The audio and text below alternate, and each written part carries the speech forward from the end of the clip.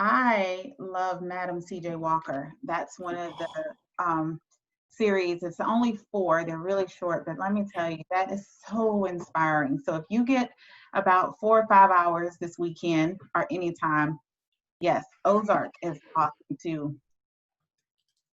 Queen Sano, I haven't watched that. Sheree, would you unmute yourself? Can you tell us what that's all about? So it's basically a story about an assassin, South African assassin. So it kind of have an layer. It's pretty cool. Just a real badass. No. It's really cool. It is absolutely fantastic. Okay, let me write that down. Is it a Queen series or is it a movie? It's a series. A series. I'm writing that down. I need something to watch. Sanford and Son, that's what I'm talking about. Somebody went back. That's what's up. Money Heist was good. It was. New season God just Friended dropped. Me. Haven't watched that one either, so I'm putting all these down. Queen Snow. Okay. All right. So basically, we wanted you guys to have an opportunity to write in the chat box. So you see it popped up on your screen. That's where you will be. If you have any questions or comments, especially when we're presenting the reevaluate, recalibrate, and refresh part of it. So we're going to move forward right now just to kind of introduce ourselves. I jumped right in and started talking. I'm Alicia Hill. I am one of the partners with Virtual Ed Collaborative. I also have My Learning Partners LLC, and I have a website where you can get plenty of free resources for teachers, students, staff members, and leaders. So that website is there. It's mylearningpartners.com. I've been in education for about 19 years. This is going into my 20th year. So I've taught in the public school system at the collegiate level. I've taught both in inner city and rural counties. And I've also served as a district leader for Atlanta Public Schools as well as Gwinnett County Public Schools. So that's what I do during the daytime. And then I work collaboratively with Troy and Antonio, and now they're going to have an opportunity to introduce themselves. Mr. Curry. All right, so I'm Troy Curry, formerly a TRIO employee myself. So I actually spent 12 years working with federally funded TRIO programs here in Atlanta. I was at Atlanta Metro. I served as their executive director after helping successfully write all 8 different TRIO grants that they had there. So I've worked with Talent Search, Upper Bound, Math Science, ELC, SSS, STEM. The only program I haven't worked with is VUB. So again, I have quite a bit of experience. And then I was also the TRIO, the Georgia TRIO president for 2 terms. Served on the SAOP board as well as the National COE board. And my most recent employment was with the YMCA of Greater Atlanta and serving as the executive director of their historic branch here. So again, really, really excited about working with TRIO again. Excited about this virtual collab. What we've realized is that many programs offer training and they offer best practices, but nobody really offers a step-to-step guide of how to actually implement it. And so again, really, really excited about collaborating with you guys and helping you take your programs to the next level. Excellent. My name is Antonio Robinson. I'm the Upward Bound Math and Science Director of 2 programs at Trident Technical College. I've been in education about 20 years. I've been at the Trident Technical College a little over 13 years now. I spent the first 7 years of my career as a classroom teacher. I have been working with these fine professionals, Mr. Curry and Dr. Hill, in attempts to bring about opportunities for the TRIO community to get out ahead of issues, to collaborate with individuals from the K-12 side of things, because that's one of the things that we do. We think that collaborating with K-12 is actually serving those schools, but we are trying to bridge gaps and try to develop true collaboration with them so that we can be a part of the solution that's ingratiated in their curriculums, in their schools, physically, and that we're always on their mind and we're seen as assets, not just supplemental programs. And because of her background in K-12, it made perfect sense for us to collaborate together, which brings me to my next point in the fact that you are in what is now called the Collab Corner. This is where we're going to provide free opportunities for you to come out and for you to be a part of what we're going to do for the community at no cost. These are small bite opportunities for you to come and consume practical information that you can implement immediately, that is cognizant of the trends, that is cognizant of the trends in K-12 education, higher education, as well as in our general TRIO programs. And we make sure to stay abreast of all of those things, and we interact with individuals from all walks of life so that we're not working in silos, but we are actually out here on the forefront, making sure that you get the best information available. Dr. Hill, you're on mute. On mute again. Yeah. There you So go. if you were to look at this slide, it just basically gives you information on what we provide, and that is support for leading, teaching, learning, and working remotely. So helping you take your traditional program to an online format, and even if it's a hybrid format, so it becomes a seamless process for you. But we do provide professional learning outside of this training, with program assessment, program design, curriculum development, instructional engagement strategies, and resources. So even if you have things like PDF files, or you haven't put your application file in a electronic format, then we're able to help you do that. And we provide learning so that we build your capacity or someone on your team's capacity in order to do those things as well. We also provide consulting. So most of you guys are directors or program coordinators, but we provide consulting in terms of being a subject matter expert along with you, or that thought partner. So we take you through a design thinking process, and that process involves ideation, empathizing with your stakeholders, as well as building a prototype and testing that out. So we provide that work around consulting with you, and we come on one-on-one and we work with you. And then we have coming up a scope conference, and we're really excited about that. So that's going to be July 27th through 28th. We are encouraging you to sign your team up, so the registration will be for your team. But that registration is going to begin on June 24th. And so we'll make sure we send out the information to you next week with the link and how to register and more information about it. But we want you to be able to start wrapping your heads around that and thinking about how that might be able to benefit you and your team. But you will find things at the conference around program and staff effectiveness, virtual resource development, even developing your online recruitment for the fall. So not knowing, where you guys are for that, but coming back into the schools in the fall with the schools not being able to open fully. Some are going through a hybrid model, some are delaying opening, but making sure that you meet the criteria and requirements that you've written for your program and for your grants. So that scope conference is going to be a come all, get all. So you'll also be able to network with other TRIO programs, Upward Bound, Educational Talent Search, and educators even across. So you might even be able to recruit staff there at that conference. So we hope that you guys can attend, and we're going to move right along with the purpose of our session today, which is to gain tools and provide you with tools to reevaluate, recalibrate, and refresh where you are right now. Some of you have been in your programs for a week, some 2 weeks, and some even 3 weeks. So at this time, we're partly midway. So it's time for us to kind of take a pause and reevaluate, recalibrate, and refresh so that we can be in that continuous loop of improvement. So in terms of reevaluate, thinking about how you assess how well your programs are working. So any component of your program, how are you assessing that?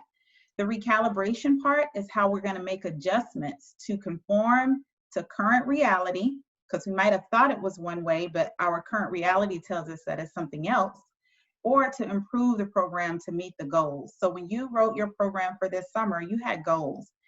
When you thought about designing it, you had goals. So we're going to recalibrate against that to see where you are.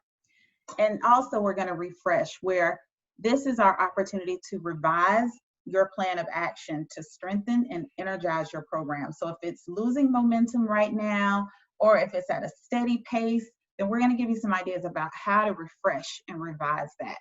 So before we really move in, we like to make this as realistic as possible. And we read your facial expressions, so we'll know if we're going too fast or if we're going too slow. So I'm going to ask that you lean into the discomfort right now of showing your video. So if you're online and you're like, I don't want to show my face, or I got things going on in the background, I'm going to drop a virtual background like we have up in the chat box, and I'll give you directions on how to change it in the chat box too.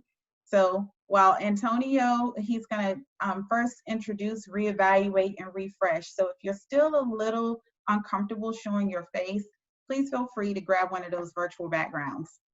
Okay? All right, so now I'm going to turn it over to Antonio. So good. Hey, hey guys, again, thank you guys for being here. I'm going to get into the reevaluate part. So I'm 2 weeks into my summer program. My 10th day ended today. And I must say, to my surprise, because just like everybody else, there was some uneasiness shifting to completely online services. We didn't know how the kids would adapt. We didn't know, what equipment. We didn't know how our staff would adapt to it. But I am very, very happy to report that we have maintained 95% attendance every single day. We have not lost. The students that aren't attending are not quitting the program. They simply may have something else to do. Graduations are this week here. Many of them are junior marshals and have other involvement, but we have been able to maintain that. And I can credit the success of retaining our students to the fact that we evaluated, we re-evaluated, and yeah, we evaluated again. So here is an example, a couple of examples of what we did this week, just in general. This is our second week and we're still evaluating. Are you comfortable learning on the Zoom platform? Are you comfortable receiving information and submitting assignments through Google Classroom? And are you satisfied with the summer course selection? Now, knowing that I allowed them to help choose the courses, for me to evaluate whether they're satisfied or not, I'm not evaluating, honestly, really whether they chose the right courses. I'm more so evaluating, now that you've made that choice, are you satisfied with it? There's a difference. The reason that's important is because, remember, it's very easy to walk away from somebody that you really don't have to see every day. If I'm not showing up to their lunches, if I'm not showing up to their schools, if they're not having to come to Upward Bound on my campus, if I don't have to pick them up, if they don't have to speak to kids that have gone on a trip that they didn't make it on, then the carrot for them remaining in your program is lost. And so now the new carrot for you is to dangle the fact that you love and care for them for real in their face by continuously asking, what do you think, son? What do you think, young lady? Are you satisfied with the instructors? Are my instructors doing a good job? Is their comfort level with Zoom or whatever platform that we're using, is their comfort level communicated across while they're delivering the content? We have a gardening class. And so when they go outside, the teacher had to make sure she was on 2 devices, one for sound and one for physically showing the kids the garden, because what she realized is she didn't want to sacrifice quality simply because she was outside. So that was something that she came up with as a fix, and it's working for the kids. And then how likely are you to refer a friend? Why is this important? Because now you're consuming Upward Bound format in this way. I am going into my fall probably all online. How in the world am I going to get the word out? Well, the best people that can talk about your product is its current consumer. And so I'm already starting to think, are you going to refer this program even in its current state of things? Are you going to talk about how we're learning online? We ain't going nowhere. We're not in New York. You don't have no pictures. What you going to do? I'm giving you your money late because the feds just had a meeting the other day to tell me how I can give you money. So I'm on that. So are you still going to promote my program? Right? So that's for the student side. Now for the staff side.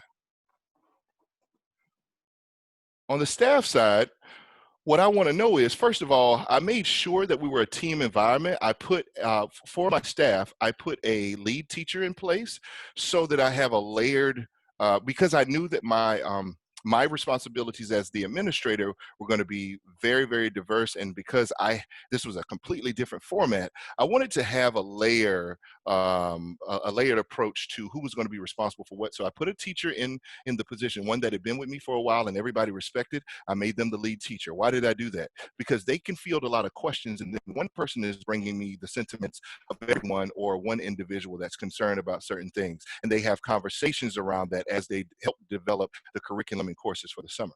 All right. So I asked them, are you comfortable teaching on the Zoom platform? Why is this important? Because if they're not, it comes across and the kids will detach and not be interested and won't come on every day. Are you comfortable with receiving information and evaluating assignments through Google Classroom? The teachers have to be comfortable with the tools that they're using to evaluate. And notice I didn't say grade assignments. I said evaluate. There's a huge, huge difference, guys. Don't use the term grade a lot this summer. Remember, something happened in March of this year that kids know that the grades that they're getting between March and June aren't really real. They understand that. And so right now, the mindset around grade is not, that word is not really good. So keep that in mind. And then, are you satisfied that the Zoom platform and the class timeframes chosen are conducive for student learning? After teaching for a week, do my teachers and the students turning in things, do my teachers feel as though the 30 minutes that we have chosen as our time frame are conducive for student learning? The reason they can evaluate that is because they are the ones evaluating the assignments to see if the 30 minutes is actually communicating, if learning is communicated in that 30 minutes. And so I'm re-evaluating all the time, and I'm 2 weeks in. So what will I evaluate next week? I'm going to evaluate the 2 guest speakers I've had already. Are these guest speakers working? Things of that nature. So I keep re-evaluating. And the reason I'm doing that is not to tire them out, but so that the kids understand that I'm always asking if you're okay. I'm always making sure that you're all right, because this isn't about me, it's about you. And they will communicate that to the next group that they will probably recruit to come into your program. Dr. Hill? Thank you.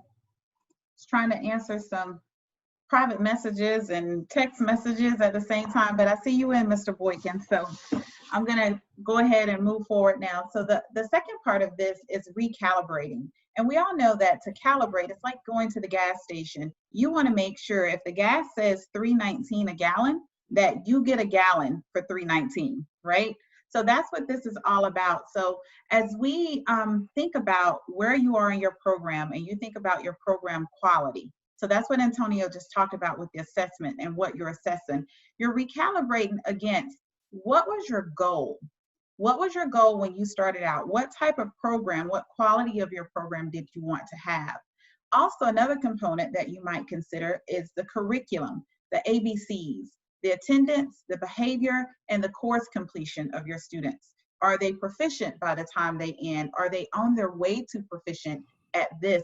Are they behaving well? How are we handling behavior? And then are they attending your classes, your workshops, your assemblies? But where are they?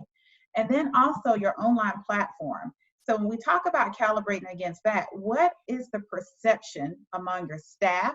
What's the comfort level? What's the comfort level of students? Is this online platform even working for you? So a lot of people might choose to use Google Meets.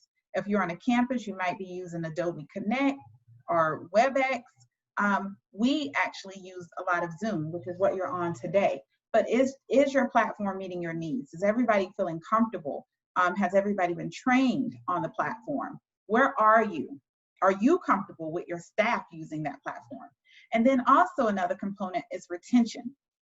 So when we think about retention, not just who enrolled and we had on our list for enrollment, but are the kids staying?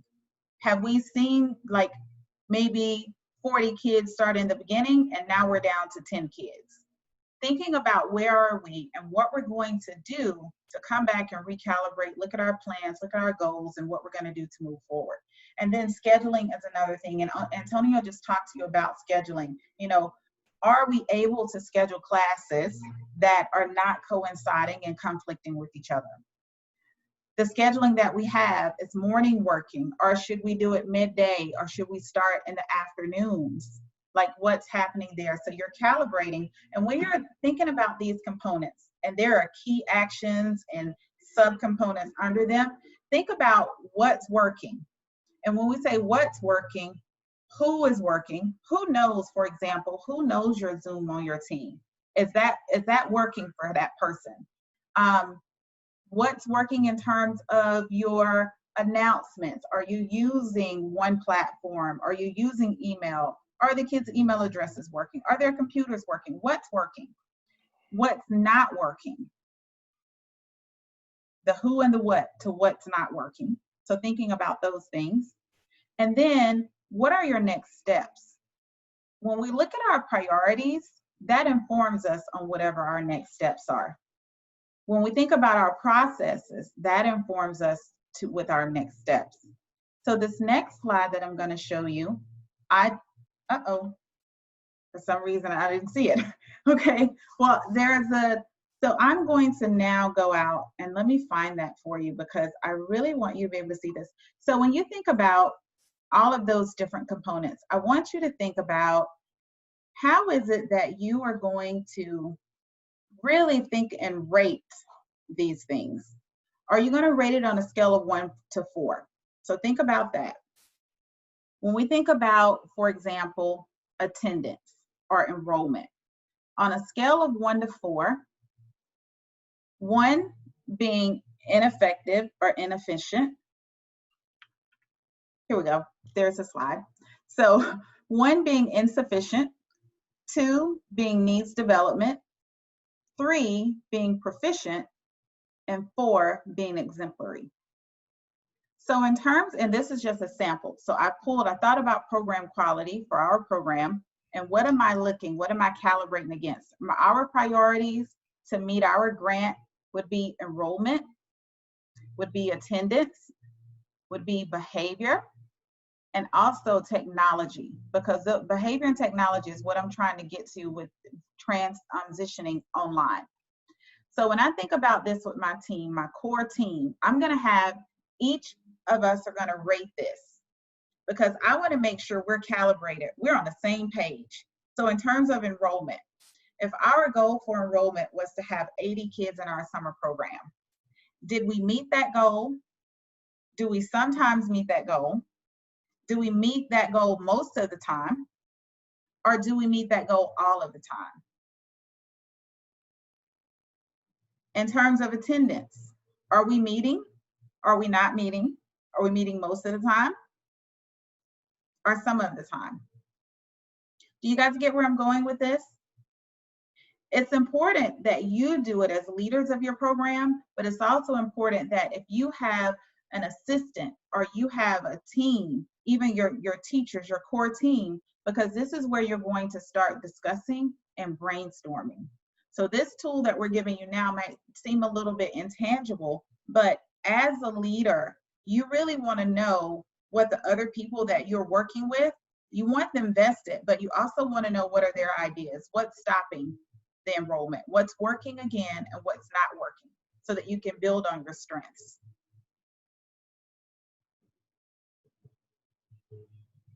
Okay. All right, and so now we're going to move on to refresh. Yep. And so everybody, one of the most important parts or one of the most important aspects of assessment is going to be your implementation. But the other part is actually knowing your goals and objectives. And so the only way to know where it is you're going or to get where you're going is to know where you're going. If you have no idea, any road will take you there. And so you really need a roadmap, as been said before, of knowing exactly what it is your outcomes and objectives are from your summer program or your summer component. This is basically to serve as a test group for the fall. So what's working now, what's not working, to be able to tweak it with this test group so that you have proper implementation when the school year begins. Many school systems have already begun announcing enrollment dates or start dates for the fall semester. And so you want to prepare yourselves, and many school districts have already begun announcing that they will not allow outside vendors in during the school year. And so taking your program virtually may not be an option in many areas. It might be a necessity. And so we want to encourage you to make sure that you're actually looking at what you're doing, actually properly assessing it. But then the whole point of this is to formulate a plan so that way you can move forward in a concerted effort and a direction to be able to change what's not working and know what is working so you can continue to implement that. Not just using them in silos, but this summer is, again, a test group for how your program is going to look in the fall. Student engagement, staff engagement, all these things will be, this is a test group of what's going to go on in the fall. And so outside agencies won't be allowed, and you want to know what your expected outcomes are. So what are your resources? Are you using the Zoom platform as stated before? And is that platform working for you? How has your staff and your students gravitated towards this technology? Is this platform working best for you? Are you guys more of text messages? Have you noticed more students are emailing you or text messaging you? And so really figure out what's working and what's not, so that way you can actually utilize and implement these systems the most effectively. And then again, what is your desired income? I'm sorry, not income, but outcome. And are they working? Are these resources being used to their best capability? As it was being stated, some of your staff might be more familiar with certain platforms or even more comfortable. And so making sure you pay attention to that, so that way you can properly implement them and utilize them in their best capability. So some people might be more comfortable with phone calls, and so using those staff members for that. Okay, yeah. So you want to break it down into 3 categories. So what is going on with your students? How are you engaging your students? Are they paying attention? Are they being active? As stated previously, what are your goals and objectives? If you decided that you wanted to have a certain number of students, what percentage of them are engaging in the conversation and actively tuning in? And what actions or steps are being taken to re-engage those who aren't? So the ones who are tuning in, that's the low-hanging fruit. You continue to engage them, you modify your services, ensure they're staying engaged. But for those students who aren't tuning in, what resources and methods are being used to actually attract those students and ensure that you pull them back in prior to the start of the school year? Are you implementing guest speakers? Are you utilizing resources? So for example, a great resource that many programs are using are guest speakers, because you don't have to pay for them to come. It's easier for them to tune in and chime into your schedule, because they can literally pull in or plug in from their living room into your daily schedule on a time that best suits their needs. Even, for example, being able to say our daily schedule is 8 to 3 or 8 to 12, whatever that looks like.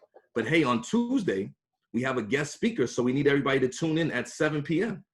So it's not like they have to come to you. You can actually have them chime in or fill in whenever their schedule permits. Are you still giving out? We know that we're not meeting in person. I know a big part of TRIO programs is our t-shirts and are the swag that we're able to give our students. So while you told them to meet you to make sure they got their STEM kits, and you had them meet you to give them the other program materials, did you give out t-shirts this summer? And so, or do you have the budget to do that? And so just making sure that we're staying abreast and keeping in mind what it means to be a TRIO participant and what has garnered you so much success in the past. So while we're changing our systems, we don't want to veer too much from what has worked for us and still trying to remain personable while we go virtual. So you can still give out superlative awards, make it fun, have theme days. There's a lot of fun things you can do while you're going virtual to still have that human touch. And then as we move to staff, this is a whole new ball game and a whole new realm for many of your staff members as well. And so you want to make sure that you're using opportunities to keep them trained, keep them engaged, and make sure that they still feel the team effort and support, more importantly, from you as an organization or from you as a director. So we just want to make sure we're keeping the students engaged, but also keeping the staff motivated. Because again, you want to make sure you're assessing them, because these are the same platforms they're going to have to use when we return in the fall. And then finally, what does technology and implementation of technology look like for your program in the fall? We won't be able to get back into schools. And so have you talked about and have you come up with ideas for fall recruitment? So I know some programs we've worked with have literally 100 students that they have to replace next school year. But if you're not allowed physically into the school building, what resources are you implementing to ensure that your brand is still felt? And as Antonio said, that you're not a supplemental service, but you're weaving yourself into the fabric of what's going on. So schools are actually looking for programs like our TRIO programs to actually help them with recruitment and engagement, well, not recruitment, but engagement of the students. And so while you may have just been an outside agency in the past, it's imperative that you reach out to those districts and make sure they fully understand the services you provide and that you're there to help them as we transition towards this new way of life.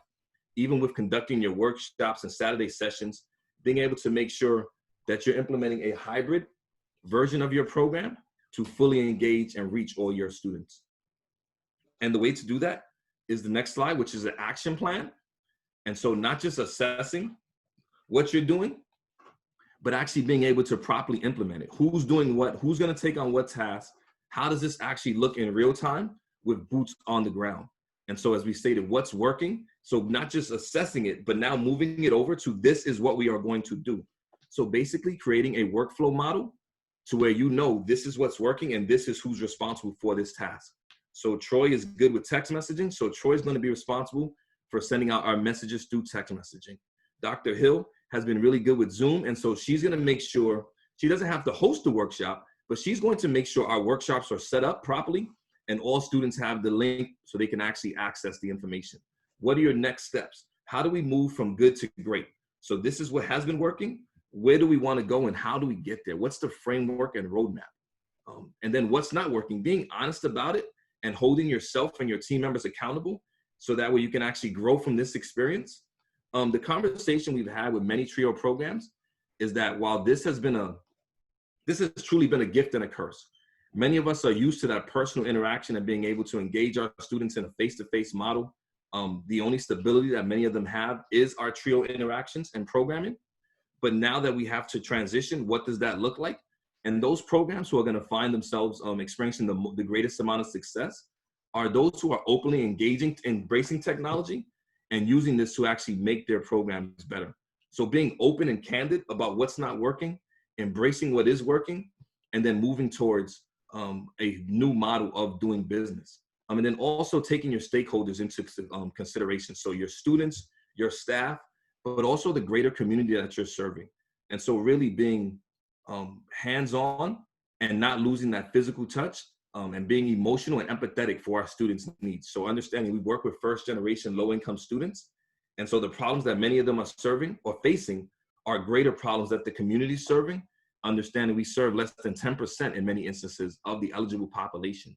And so now you're able to use yourself as a subject matter expert and lend your time and talents to the greater school districts that you serve. So being able to share this information with them that, hey, this is how we're hosting our sessions and this is what we're finding has been working and hasn't been working, and seeing if they want to implement some of these ideas and concepts into the school as a whole. And so as we move forward, we have resources and opportunities, and using this Collab Corner to give you the opportunity to share some of your best practices and not just hear from us and just hear these are some things that are working in my program, good luck with yours, but no, coming together and using this forum to actually talk about and talk through ideas that we might have to see what's working for everyone and how these past 2 weeks have been going for your program and what information or ideas you might be able to share with those who haven't got. So we have two groups of individuals on the phone with us right now.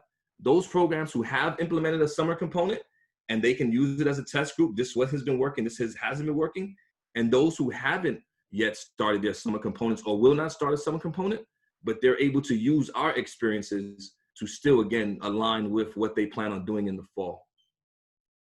And so as we move to the next slide, I think we want to open it up to maybe Mr. Boykin to share what his experience has been with his summer program.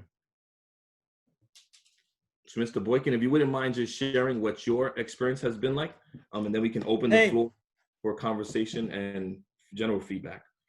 Hey folks, yeah, we are a week in and it has been quite an experience. We had a couple of rough days, the first couple of days, just trying to get everybody flowing and everybody set up. But I want you to know, and I told Dr. Hill that, and I shout out to Dr. Robertson as well, I could not have made it without that training that we got last week. It would have been an absolute nightmare. And I will that I hosted my first Friday. What we're doing is we're doing 4 days of academics, and then on Fridays, we're doing either a cultural event, a career event, or a college event. So today I hosted my first cultural event based on Juneteenth. And I had two members of the NAACP, the junior president and the media representative, come and speak to our group. I was able to do the videos, Dr. Hill. I got those to work, and the audio worked great. And we got those going today. But my experience has been very good. I'm excited about where we're headed. The students are settling in very well. They're starting to respond much better to the regulations that we set up for the classroom. They're finally starting to understand that a little better. They're showing up on time. They're getting there early. So at 10 o'clock, we're ready to rock and roll. Wednesday, the third day of our summer, actually the perfect day. I did my 10 to 15 minute warm up. We greeted them. We made some announcements. We did breakouts. We went right to our breakout rooms. And we did our first set of breakouts. We're doing 2 subjects a day. So then we're just flipping the groups and doing the professors. We're moving the professors every 30 to 45 minutes. That went well. I mean, it's just been really a positive experience. My only issue, and it continues to be, is my own internet. And my students, a lot of my students are experiencing the same problem. They're having internet issues. Comporium is just pitiful. They really are just pitiful. I think I got kicked off my own conference today like 8 times. So I'm running it, and I'm doing the video. And I'm gonna tell you, Dr. Hill, one more thing, and I'm gonna go from this. I decided to run 2 computers. Mr. Boykin, I think we lost you. I think we lost you, but I think you say you decided to run 2 computers. Yeah, are you back? Yes. Yeah, can you, am I back? Okay, yeah, that's been going on all day. I'm frustrated to no end with that piece, but so are my students. But as you could probably tell, I don't get rattled by too much. And I like what some of you have said already about being comfortable yourself so that the students get more comfortable. So this has been something that I've been trying to just get across to my staff and get across to the students. I try to talk to them on the Zoom like I'm sitting there talking to them in person today, and it saved me because what I was able to do is when one computer would go out, I would just unmute the audio on the other computer. So it allowed me to continue to hear and stay connected, but I wasn't able to host and move around. But my first week has been positive. I'm hoping that I'll get more students as we move forward. And I like the idea of using this as a test for what's coming.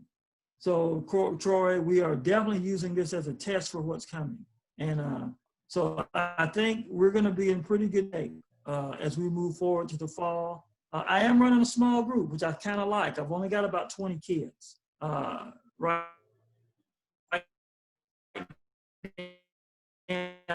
That are coming every day. And that's not a problem for me. Our professors and the students are really enjoying the breakout rooms. The breakout rooms have been, I did one day where I had everybody in one group and the Spanish teacher tried to manage the larger group of 20, but they really enjoyed the smaller group of 10.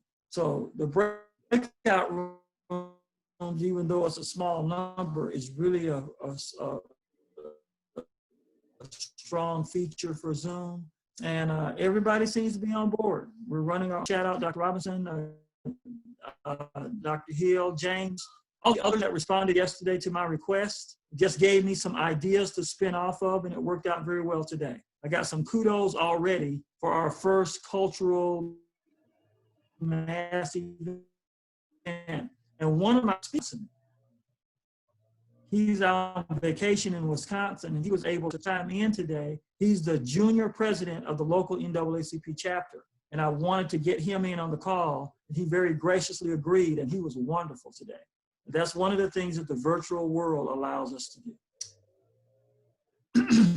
Dr. Hill, may I thank you, Mr. Boykin, for the kudos, and thank you for the kind words. Congratulations on moving from a time earlier this summer where we didn't know what we were going to do. We troubleshooted. We had one idea. We had to scratch it, come back. Congratulations from your transition and matriculation into full-fledged interaction, engagement, and finding something that actually worked. And even with the ups and downs of the technology, you did what I suggest that all people do. Educate yourself on what you can and cannot do and what you can't do, but the kids need, get training on it, and then implement it, and then see what happens from there. And I'm glad it's working out for you. I do want to acknowledge the fact that we have pre-college and college level programs on the phone. And I don't want the college level folks to not think that, or the adult serving individuals, not to think that there are things that that are offered that's amongst this group that are applicable to their programs as well. Some of the things that will be beneficial to interacting with adults is, one of the things is you need to assess what their ability to interact with you is with regards to an electronic or digital device. For our students, that assessment was pretty easy because we know that they will communicate. If they don't communicate on anything else, if you drop them a text message right quick, or if you call them or whatever, they will hit you right back and like, yeah, I got a computer, whatever have you. But adults may be very difficult to reach, or they may be a little more difficult to engage, specifically if they don't have a electronic device that you need, like a good laptop. That what we ask, so for instance, one of the things we ask when we are getting ready to start our summer program about 2 months out, we ask it on our actual application as a student enters the program, is, do you have a electronic device at home, and how old is it? Is it, if it's over 3 years old, like we said the last time, most of the kids that we work with are first gen low income. So if they do have a computer at home, in many cases, that computer could have either been passed down or it was bought during a time where it was very inexpensive, like Black Friday, some of those times. And what happens? Those computers go home and they access websites that put cookies and different things on them. And within 3 months, those computers are no longer useful. Usually if they've got an iPad or something, that device works for a little longer. But anyway, the reason you ask is so you can assess their ability to actually engage in what it is that you're presenting. The same thing applies to adults. So just be aware that those same types of questions apply to our adult learners as well. More often, however, the technological acumen of the adult has to be assessed. You must make sure that, specifically in EOC programs, your EOC programs, especially when you're dealing with that older adult population, there is a fear associated with technology. Now is a great time to disarm that fear by providing them opportunities to come and learn and to re-engage in a technologically based way, and walk with them through their getting over that fear of technology, by making sure that they know what it is that they're doing and engaging in online education. So just a couple tidbits of information to recognize that we do have folks on the line that are providing services to adult learners as well. Now we're going to open up the forum, this collaborative. I did see a question that wanted to know more about Mr. Boykin's program. Said, can Mr. Boykin share what some of the classroom regulations are? And Mr. Boykin, I believe that may be talking about the etiquette, that sheet that I provided you guys. So I'm not sure, but if Mr. or Mrs. Warren can unmute themselves and maybe ask the question, because this is a part of this collaborative where we want to open up and share what we can and take away what we can. So Mr. Boykin and Mr. or Mrs. Warren. Yes, it's Catherine Warren. I'm with the Talent Search Program, and I was just curious as to what some of the classroom regulations are that you're using. We are trying to put together a virtual summer transitional workshop for our rising ninth graders.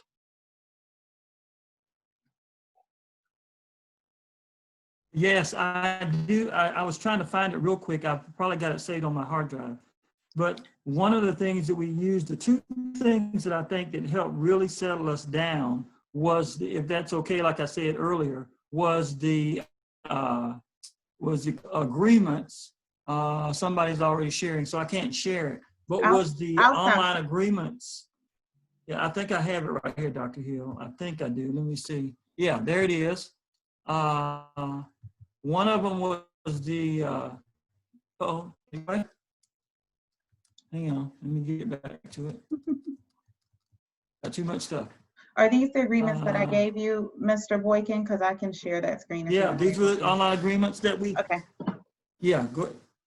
Yeah, Well, share I'll that wait for screen. you. I And then want- the other one. I want you to show your talent. So at the bottom, just hit, I'm going to give you right now. I just made you a host. So you should be able to share your screen now. Oh, okay. Okay. Let me try it. Let me hit stop share and start over. And I'll do it again. Now I did run into an interesting, I got too much stuff on my screen. Give me 1 second, I apologize. Share screen. Mhm. And this should work because I'm looking at it, It's working. but it didn't come up. Oh, And something happened. I Maybe think that's it's got, your internet. I don't know. I think it's my internet. I really think Oh, it's no, my we see internet it. because We see it. We see these- it. But I can't see it. That's ridiculous. Let me see what's going on here.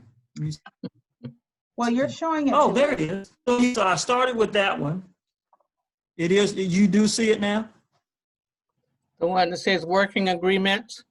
Yeah, that was one of the first things I did, ma'am. I used that because I did see this happening. Kids were laid back. They were physically leaning back and not really engaging. And when I put this slide up on the screen on Wednesday, and we talked about it a little bit, the difference that it made the rest of the day was just tremendous. So using that working agreement slide, and I am going to go get one more for you. Give me a second, and I will get the other one if I can get it up on my screen. I'm going to go to my, I know y'all can see all my business, but that's okay. And I just got to remember what it's called, online working agreements. Do you remember the list of rules and regs that what it was named? Because I think I named it the same thing. So I on provided my- you one with etiquette in terms of helping them, come ahead of time, have lighting, the stuff we talked about with the hoodies. So really, Yeah, it's up to you. So what we try to encourage with students, and if you were to go through the Zoom training or if you need resources, then we'll provide that with you. But there are little quick sheets or tidbits of and even how to develop these online agreements and invite students in as and well. I apologize for not. That's correct. Yeah. No, actually, I think I just realized. There it is. I'm gonna put it up real quick if that's okay. Yes.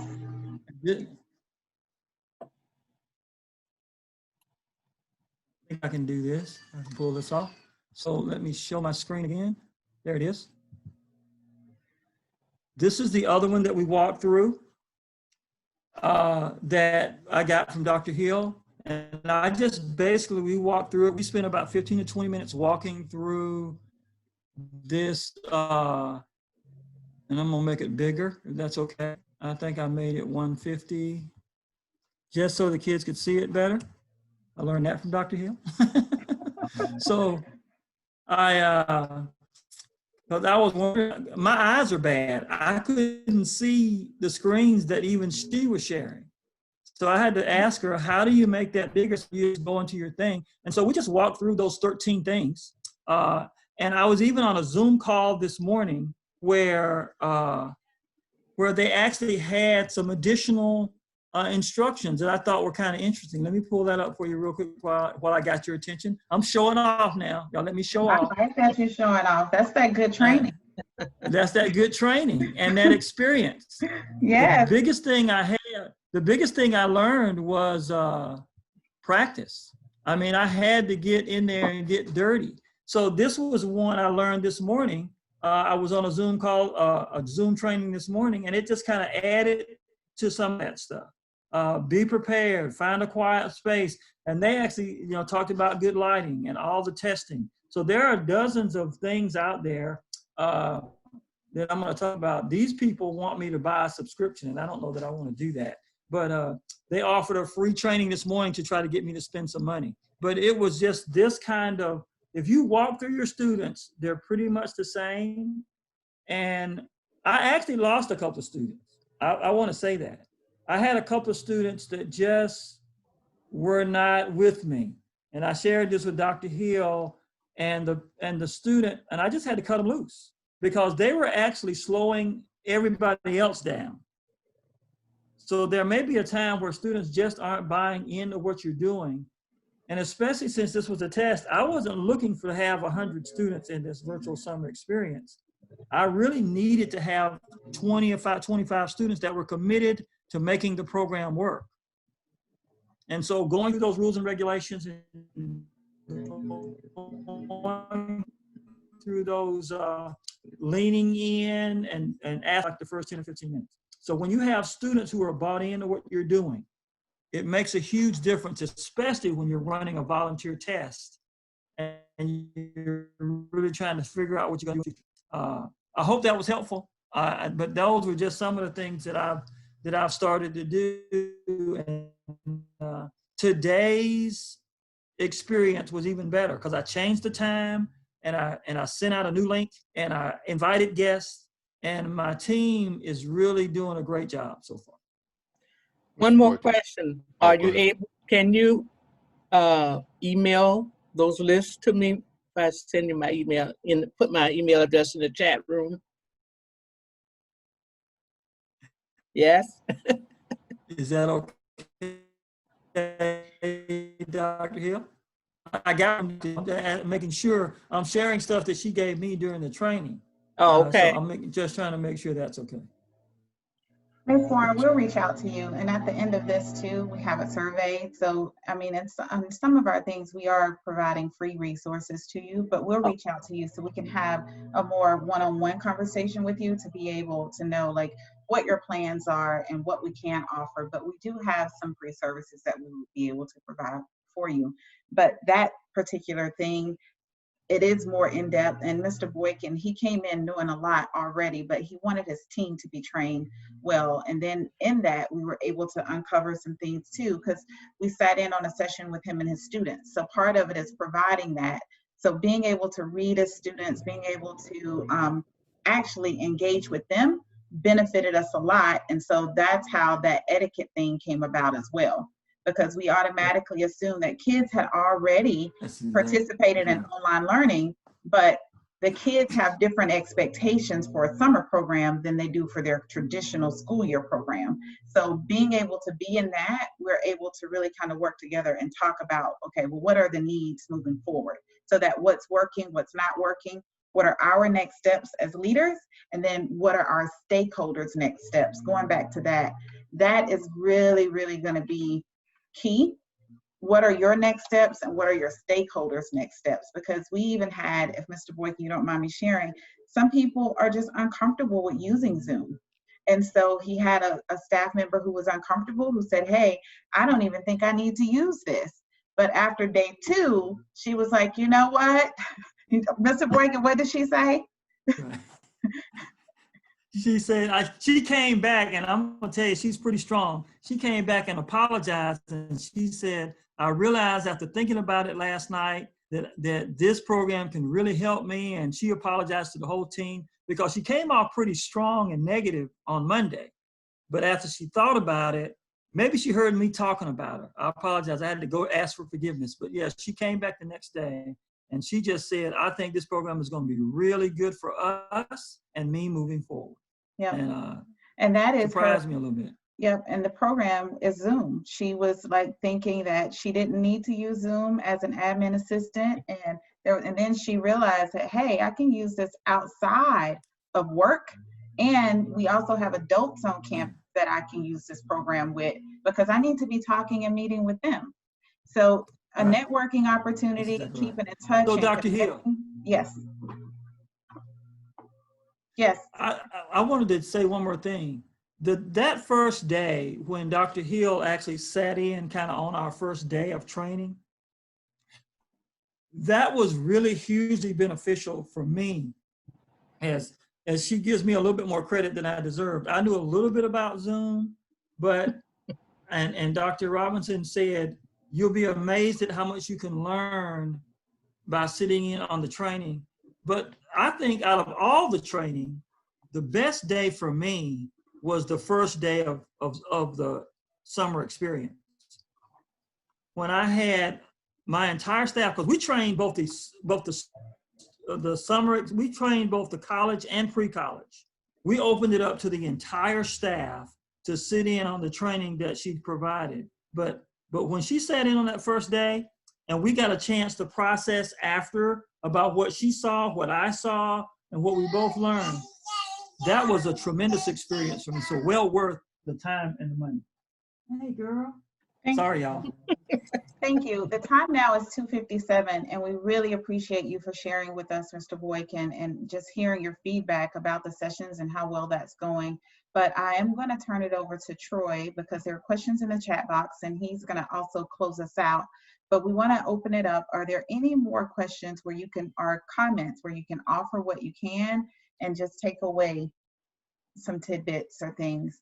I did ask in the chat box if you wanted to take a picture of like even this calibration scale, so you'll have an idea, pull out your camera, snap a picture of that, because we want you to leave with tools, some tangibles that you can use and walk away with your staff and be able to take away. So Troy, while I'm looking through this, do you want to close out? I'm sorry, Mr. Boykin, go ahead. Mr. Boykin, did you have something? Yeah, I want a picture of some. I think you might be talking to someone else. Okay. So we will continue to host free sessions like this through our Collab Corner. We encourage you to tune in and basically use this as a roundtable to share what's been working for you, but also answer any questions that you might have or get any feedback from other programs and be able to share best practices.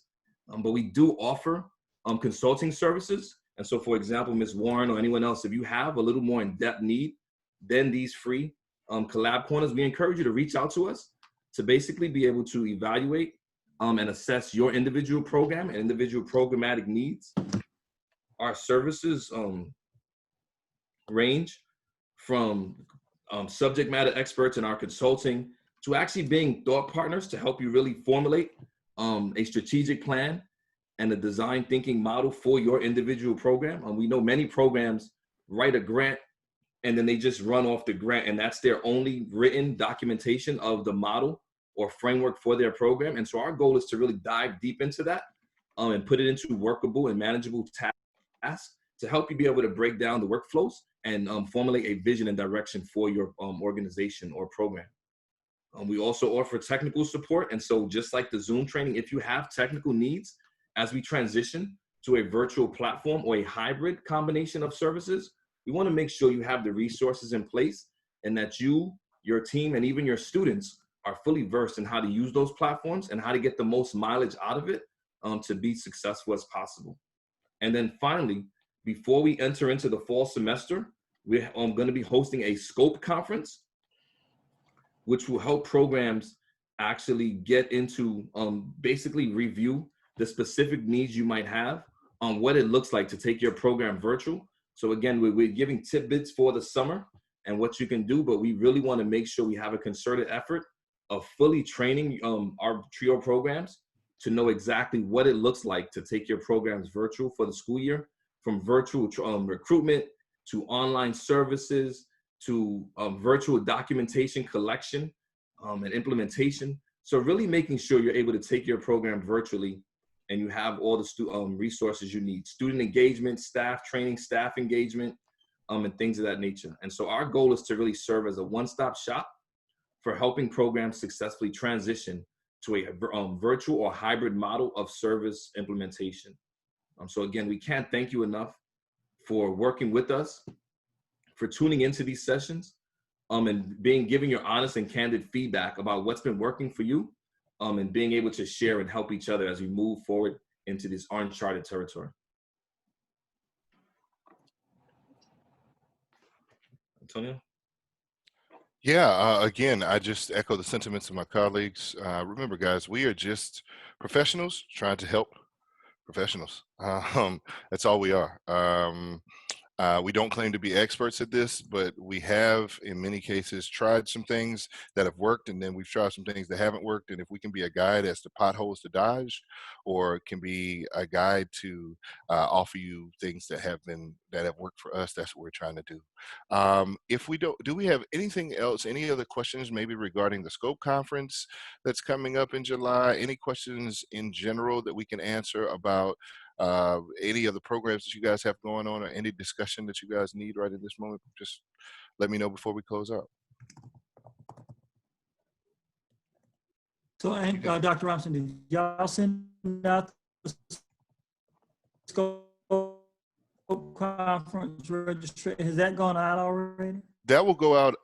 Thank you. Great question, Mr. Boykin. Thank you for asking. That will, yeah, that registration will go out on next week, and that will come with the registration information in it. And so you guys be on the lookout. It will come out by Wednesday of next week. Okay. We're just putting the finishing touches to make sure that we capture everything we need to capture, and it will get on. We will get that out to you next week. Thank you for everyone for your contribution today, for your feedback, for your willingness to share. Thank you, Mr. Boykin, for sharing. One thing I want you guys to take note of, how confident he was. He was very, very confident in his ability to use this information, to use this platform. And while he may laugh about it, I'm telling you, that's the difference between being trained on how to use this and not being trained. Now, once did I doubt that you knew how to do what you were doing, because you were confident in yourself. I'm watching you, so how do you imagine your kids are watching you? Because they are that much more superficial. I would have said, okay, his technology could have had an issue. The kids are like, you mess up once, that's my reason to be out. They're looking for any reason not to trust that you know how to operate on this particular platform. So please, please, please, and folks, I don't care if it's Zoom, I don't care if it's Vroom, I don't care, whatever it is, Facebook Live, whatever you choose to operate, whatever you choose to use to reach these kids, make sure you know it first before you require them to sit and watch you on it. Because that's the most hypocritical thing that we can do, is to want our students to participate in something that we don't even have together. And that's the quickest way to lose students. And we don't have any room. Nobody has room to lose students right now in an environment where we can barely recruit them in the way that we used to. God bless you guys. Y'all have a wonderful, wonderful afternoon. And if you need to reach out to us in any way, you have our information in the chat. Have a great weekend, guys, and happy Father's Day to any of the individuals on the phone that are fathers, and happy Father's Day to the folks that are wives, to men that are fathers. Have a great weekend. Thank you. And in the chat box, if you would like any assistance, please click on that link, and that'll give us information, and we'll be reaching out to you. So Ms. Warren, that's there. Thank you all. Happy Father's Day and happy Juneteenth. Happy Juneteenth.